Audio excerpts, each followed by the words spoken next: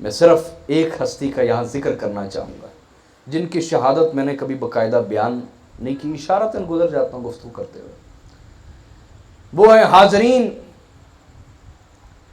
اللہ حضرت حجر بن عدی، جلیل القدر صحابی ہیں کیا، اور زاہد صحابی ہیں کیا، صحابہ میں بھی درجے سارے برابر نہیں، زاہد صحابی ہیں، عالم صحابی ہیں، مجتہد درجے کے صحابی ہیں، عالم ہیں، زاہد ہیں، راتوں کو مصلے پر کھڑے ہونے والے، دن کو روزہ رکھنے والے صحابی ہیں۔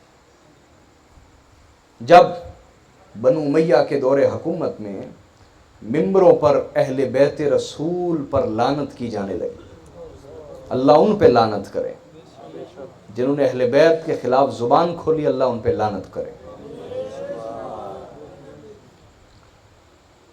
جب یہ سلسلہ شروع ہوا، حاضرین آپ حیران ہوں گے کہ کوفہ کے ممبر پہ جب یہ سلسلہ شروع ہوا تو 80 لوگ تھے، کتنے، جنہوں نے ہاتھ میں کنکری پکڑ کے نا، چونکہ یہ فرش تو نہیں ہوتا تھا، کنکر ہی ہوتے تھے، نیچے مٹی ہوتی تھی، کنکر پکڑ کے گورنر کو مارے، یہی زیاد لطفہ حرام کو، اس کو مارے، کنکر مارے کہ اپنی زبان بند کر، تو کس ہستی کے بارے بات کر رہا ہے اور کن پر لعنت کر رہا ہے، جن پر اللہ درود بھیجتا ہے، تو جیسے حرامی ان پہ لعنت کر رہے ہیں۔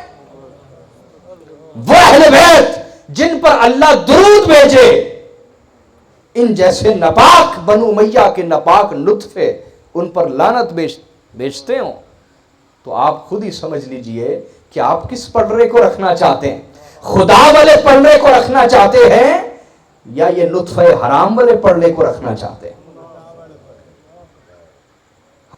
ہم نے یہ شعور پیدا کیا جو بہت سارے لوگوں کو اچھا نہیں لگتا، وہ کہتے ہیں کہ جن پر خدا درود بھیج رہا ہے آپ ان کو بھی مانیں، اور جو خدا کے درود بھیجے ہوئے گھرانے پر لعنتیں بیچتے رہے آپ ان کو بھی مان لیں۔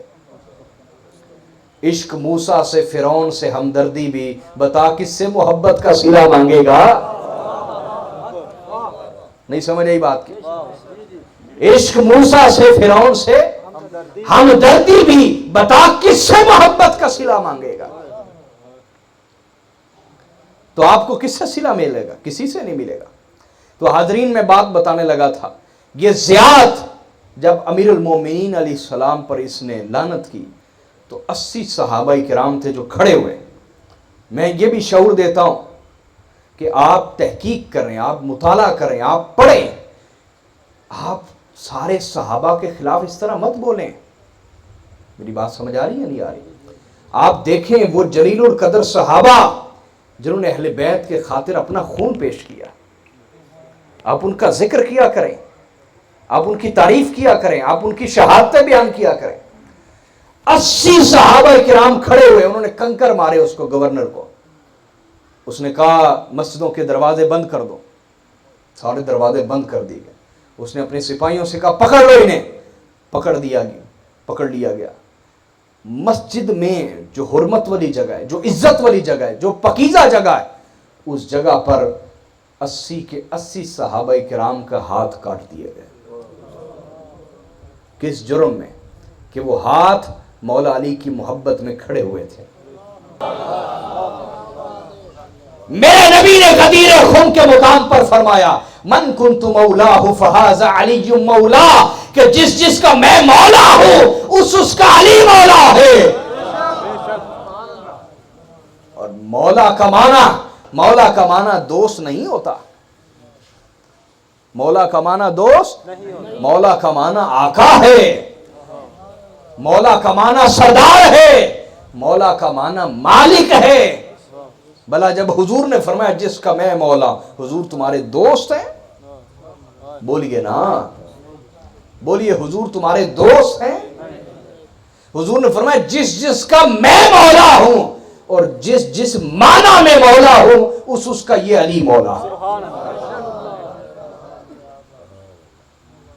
آواز خود ہی رہنے دیں یار، جہاں پہلے تھی، سمجھ آ رہی یا نہیں آ رہی؟ تو حضرت حجر بن عدی نے کیا فرمایا؟ انہوں نے فرمایا کہ حضور نے تو فرمایا جس کا میں مولا ہوں اس کا علی مولا ہے، اور مولا کا معنی ہے مالک، مولا کا معنی ہے تو حضور فرما رہے تھے من کنت مولاہ فہذا علی مولا. نہیں ابھی نہیں آپ پہنچیں گے، میں اس سے خطبے سے تھوڑے سے جملے پیچھے جاتا ہوں.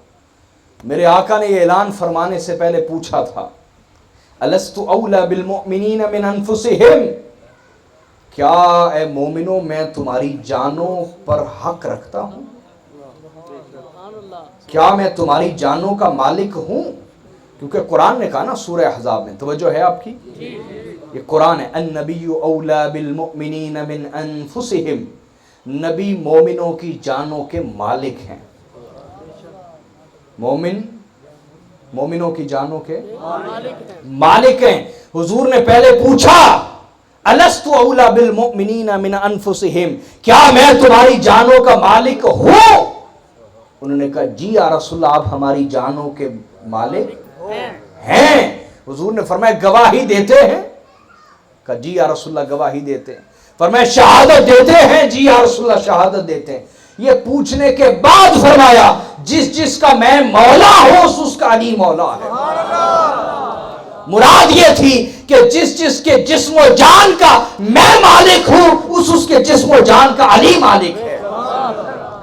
حضرت عجر بن عدی نے فرمایا کہ اس جان، یہ جو جان ہے اس کا مالک تو علی ہے، اس کا مالک تو میں علی کی امانت کو لیے لیے پھر رہا تھا، علی کی امانت کو لیے لیے پھر رہا تھا.